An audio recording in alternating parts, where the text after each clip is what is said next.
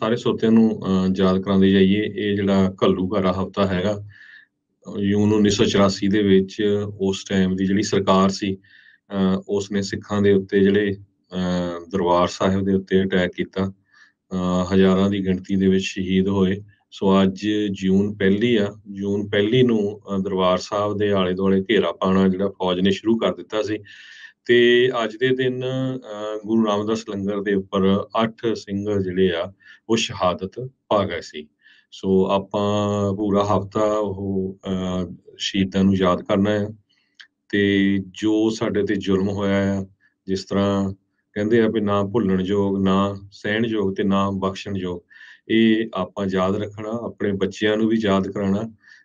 ਅੱਜ ਕੱਲ੍ਹ ਬਹੁਤ ਈਜ਼ੀ ਆ, ਗੂਗਲ ਦੇ ਉੱਤੇ ਸਾਰਿਆਂ ਨੂੰ ਕਹੋ ਸਰਚ ਕਰੋ ਬੱਚਿਆਂ ਨੂੰ, ਤਾਂ ਕਿ ਪਤਾ ਲੱਗੇ ਜੋ ਸਾਡੇ ਨਾਲ ਜ਼ੁਲਮ 1984 ਨਹੀਂ, 1978 1947 ਤੋਂ ਹੀ ਸ਼ੁਰੂ ਹੋਇਆ ਆ।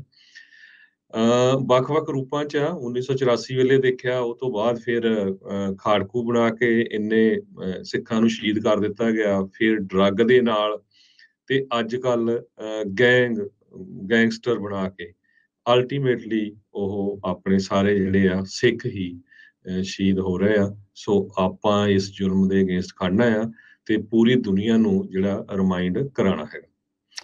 ਜੀ ਬਿਲਕੁਲ। ਸੋ ਸਾਰੇ ਹੀ ਇਹਨਾਂ ਸ਼ਹੀਦਾਂ ਨੂੰ ਕੋਟਾਨ ਕੋਟ ਪ੍ਰਣਾਮ, ਜਿਨ੍ਹਾਂ ਨੇ ਧਰਮ ਦੇ ਲਈ ਆਪਣੀ ਜਾਨ ਨਿਸ਼ਾਵਰ ਜਿਹੜੀ ਆ ਉਹ ਕਰ ਦਿੱਤੀ। ਸੋ ਜਿੱਦਾਂ ਤੁਸੀਂ ਦੱਸਿਆ ਵੀ 1 ਜੂਨ ਨੂੰ ਜਿਹੜੀਆਂ ਭਾਰਤੀ ਸੁਰੱਖਿਆ ਫੋਰਸਿਸ ਆ, ਸਿਕਿਉਰਿਟੀ ਫੋਰਸਿਸ ਆ, ਉਹਨਾਂ ਨੇ ਵੱਖ-ਵੱਖ ਬਿਲਡਿੰਗਸ ਦੇ ਉੱਤੇ ਗੋਲੀਬਾਰੀ ਕਰਕੇ ਇਹ ਜਾਣਨ ਦੀ ਕੋਸ਼ਿਸ਼ ਕੀਤੀ ਵੀ ਕਿੱਥੇ-ਕਿੱਥੇ ਕਿੰਨੇ ਜਾਣੇ ਜਿਹੜੇ ਆ ਉਹ ਹੋ ਸਕਦੇ ਨੇ। ਚਸ਼ਮਦੀਦ ਗਵਾਹ ਜਿਹੜੇ ਉਹ ਦੱਸਦੇ ਸੀਗੇ ਵੀ ਇਹਨਾਂ ਨੇ ਜਿਹੜਾ ਅੰਦਰ ਹੈਗਾ ਕੰਪਲੈਕਸ, ਦਰਬਾਰ ਸਾਹਿਬ ਦਾ ਕੰਪਲੈਕਸ ਪਰਿਕਰਮਾ ਵਾਲਾ, ਉੱਥੇ ਵੀ ਸਿਕਿਉਰਿਟੀ ਫੋਰਸਿਸ ਦੇ ਦੁਆਰਾ ਜਿਹੜਾ ਆ ਉਹ ਗੋਲੀਆਂ ਚਲਾਈਆਂ ਗਈਆਂ ਸੀ। ਉਦੋਂ ਤੇ ਚਸ਼ਮਦੀਦ ਗਵਾਹ ਜਿਹੜੇ ਉਹ ਕਹਿੰਦੇ 7 ਘੰਟੇ ਤੱਕ ਜਿਹੜੀਆਂ ਇਹਨਾਂ ਨੇ ਉੱਥੇ ਗੋਲੀਆਂ ਚਲਾਈਆਂ। 34 ਜਿਹੜੇ ਗੋਲੀਆਂ ਦਰਬਾਰ ਸਾਹਿਬ ਦੇ ਜਿੱਥੇ ਮੇਨ ਆ ਸੈਂਟਰ ਦੇ ਵਿੱਚ, ਸਰੋਵਰ ਦੇ ਵਿੱਚ, ਉਸ ਦੇ ਉੱਤੇ ਵੀ ਲੱਗੀਆਂ।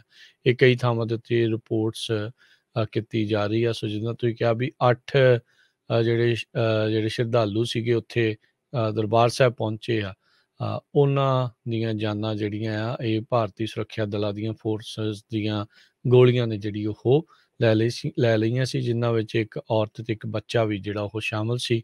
25 ਹੋਰ ਲੋਕ ਇਸ ਦੇ ਨਾਲ ਜ਼ਖਮੀ ਵੀ ਜਿਹੜੇ ਉਹ ਹੋਏ ਸੀਗੇ। ਕਹਿੰਦੇ ਅਨਪ੍ਰੋਵੋਕਡ ਫਾਇਰਿੰਗ ਸੀ, ਬਗੈਰ ਕਿਸੇ ਚੀਜ਼ ਤੋਂ। ਜਿਹੜੇ ਇੰਡੀਅਨ ਫੋਰਸਿਸ ਨੇ ਪਹਿਲਾਂ ਜਿਹੜੀਆਂ ਗੋਲੀਆਂ ਆ ਉਹ 7 ਘੰਟੇ ਤੱਕ ਲਗਾਤਾਰ ਜਿਹੜੀਆਂ ਉੱਥੇ ਚਲਾਉਂਦੇ ਜਿਹੜੇ ਉਹ ਰਹੇ ਹੈਗੇ ਆ। ਸੋ ਇਹ ਘਿਨਾਉਣਾ ਕੰਮ ਦੀ ਸ਼ੁਰੂਆਤ ਜਿਹੜੀ ਆ ਉਹਨਾਂ ਨੇ ਕਰ ਦਿੱਤੀ ਸੀ। ਇਹ ਨਹੀਂ ਆ ਵੀ ਸਿਰਫ 1 ਜੂਨ ਨਹੀਂ, ਇਸ ਤੋਂ ਪਹਿਲਾਂ ਹੀ ਮਈ ਦੇ ਅਖੀਰਲੇ ਦਿਨਾਂ ਦੇ ਵਿੱਚ ਆਲੇ ਦੁਆਲੇ ਪੁਲਿਸ ਦਾ, ਫੌਜ ਦਾ ਜਮਾਵੜਾ ਜਿਹੜਾ ਆ ਉਹ ਜੁੜਨਾ ਸ਼ੁਰੂ ਹੋ ਚੁੱਕਾ ਸੀਗਾ।